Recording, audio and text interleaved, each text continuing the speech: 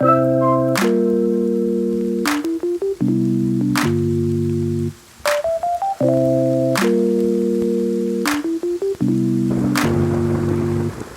j'ai enfilé mes baskets de sport parce que là ça fait déjà presque une petite heure que je marche et c'est sacrément haut parce qu'on va au point, l'un des points les plus hauts des Landes. Je vais te faire découvrir ça parce que c'est dans un rayon de moins de 10 km de chez moi, donc il fallait absolument que je te le montre. Tu vas voir les images, les vidéos, c'est magnifique.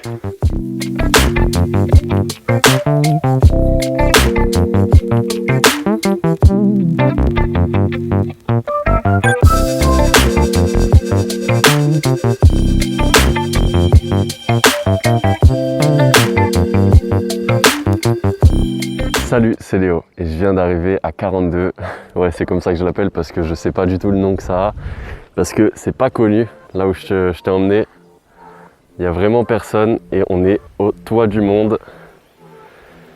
Petite dédicace à ma maman qui m'a fait découvrir le coin. C'est super beau, j'adore. Et puis là, pour une fois, pour la première journée, on a un super beau soleil. Et aujourd'hui, je vais te parler de minimalisme. Le minimalisme, c'est vrai que chacun a un petit peu sa définition, mais tout de même, le minimalisme, je pense que ça peut se résumer en une phrase, c'est tout simplement diminuer ses possessions matérielles pour être plus heureux et moins anxieux. Je pense que ça résume très très bien la chose et je vais t'expliquer un petit peu comment j'en suis arrivé à être minimaliste à ma manière.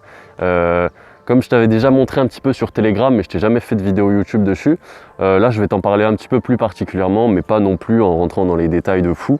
Donc comme tu le vois, là j'ai un t-shirt noir que je mets assez régulièrement pour mes vidéos. Je le mets quasiment exclusivement pour mes vidéos. C'est pour ça que je le mets assez régulièrement, tu vois, dans mes vidéos. Après j'ai d'autres petits trucs. En fait, au fur et à mesure, je me suis dit, bon vas-y, je vais rester dans du noir et c'est tout.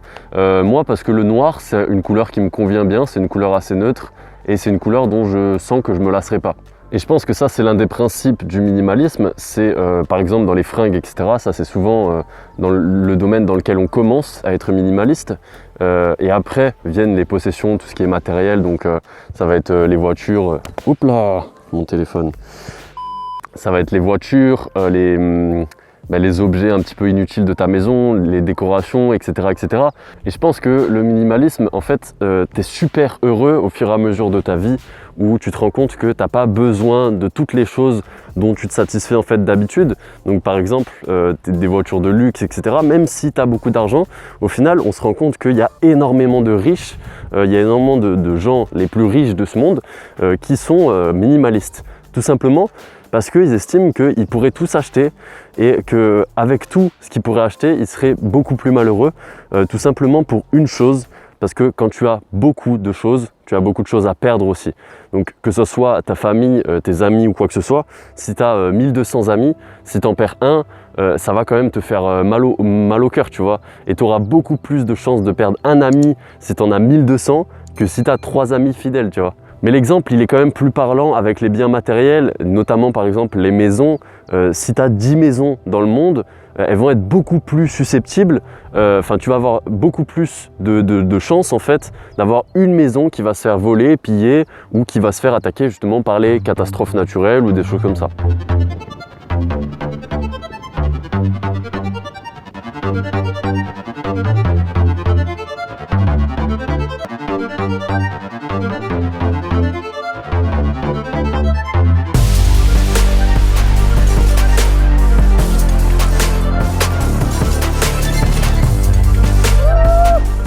Donc je pense réellement que le minimalisme, c'est quelque chose qui est indispensable pour le bonheur, pour le bien-être en général d'une personne. Après, on ne va pas se mélanger un truc, c'est que le minimalisme, ça ne veut pas dire tout arrêter. Ça ne veut pas dire vivre en caleçon dans son appartement en PLS, non, c'est pas du tout ça. C'est vraiment se satisfaire de ce qui est important pour nous, tu vois. Donc par exemple, toutes tes passions, etc. Moi par exemple, je suis passionné de magie. Je suis passionné de magie et pourtant, au début, quand j'ai commencé à être minimaliste, je me suis dit il va falloir que je jette tout, etc. Alors que c'était une grosse erreur, comme lorsque tu commences dans l'entrepreneuriat, tu veux te consacrer à 100% dans l'entrepreneuriat, c'est une grossière erreur. tes objectifs, c'est une chose, tes passions, c'en est une autre. Et il faut bien dissocier les deux et il faut bien garder ses passions parce que sinon tu t'enfermes dans ton travail, tu t'enfermes dans quelque chose qui est nocif pour toi au fur et à mesure, même si tu kiffes ce que tu fais, c'est nocif. Et le minimalisme, c'est exactement la même chose. Il ne faut pas te priver de tout ce que tu aimes. Donc mettons que tu sois passionné de vêtements, de mode, etc. Tu vas garder tes vêtements, forcément. Ça ne va pas être quelque chose que tu vas jeter. Mais par contre, tu vas pouvoir diminuer tes possessions matérielles sur peut-être autre chose. Peut-être que tu as des gadgets qui te sont inutiles, peut-être que tu as des décorations que tu as depuis 1980 qui te sont inutiles, etc. Que tu en as marre de voir tout le temps. Donc tout ça, tu vas pouvoir t'en débarrasser. Et comme ce que je t'ai dit hier, le principal, ça va être de commencer. Donc moi, ce que je te conseille pour commencer à être minimaliste, si tu le souhaites, c'est pas forcément d'acheter un livre pour être le plus grand des minimalistes, etc. etc. Non, c'est juste déjà de te renseigner un petit peu sur ce que c'est, parce que là, je te l'ai expliqué, mais très rapidement, de te renseigner un petit peu, et dans un second temps, d'appliquer légèrement, d'appliquer en fait à chaque fois des petits pas pour être un petit peu minimaliste à ta façon. Donc les petits pas, ça peut être tout simplement de supprimer un objet décoratif ou un objet quelconque dans ta maison par jour, ou par semaine, ou par mois, ça dépend de ton niveau d'acceptation et ça dépend aussi de ce que tu souhaites.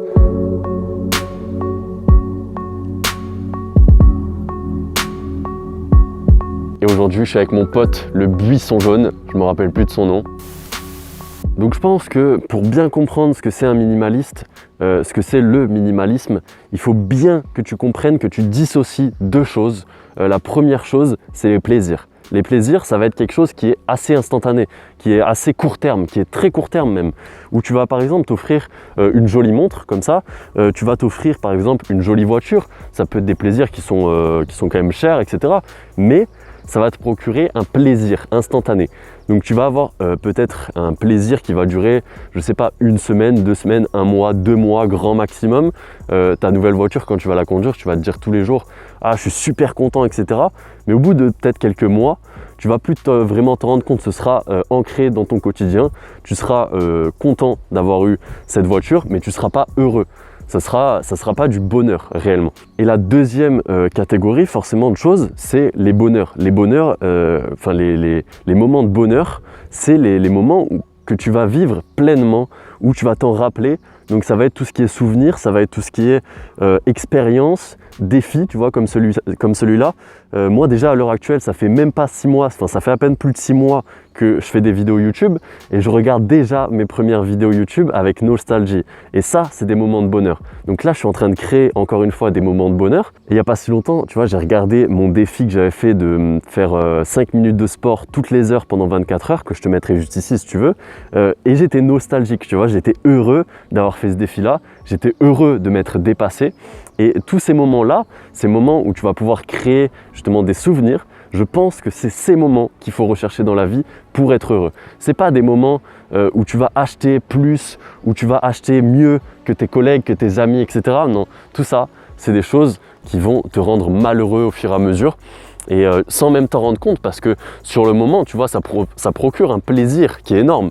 Mais je pense que il faut éviter de faire cette erreur-là, de croire que les plaisirs, c'est des moments de bonheur. Donc l'important, c'est de dissocier les objets qui vont te servir pour tes passions des autres objets qui vont te servir strictement à rien, qui vont être peut-être décoratifs, où tu vas t'attacher, tu vas avoir une petite valeur sentimentale, etc. Ça, c'est des choses qui ne sont pas forcément utiles pour toi.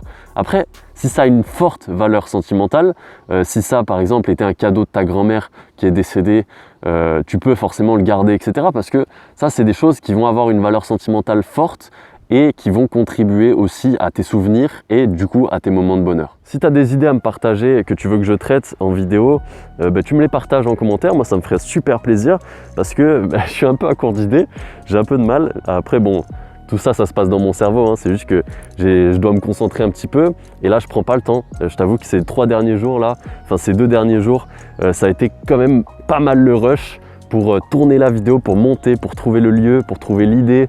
Enfin, ça a été quand même assez tendu. Mais voilà, je vais continuer jusqu'à dimanche, ça me fait super plaisir. Et puis, je te retrouve demain et surtout, garde le mouvement. Ciao!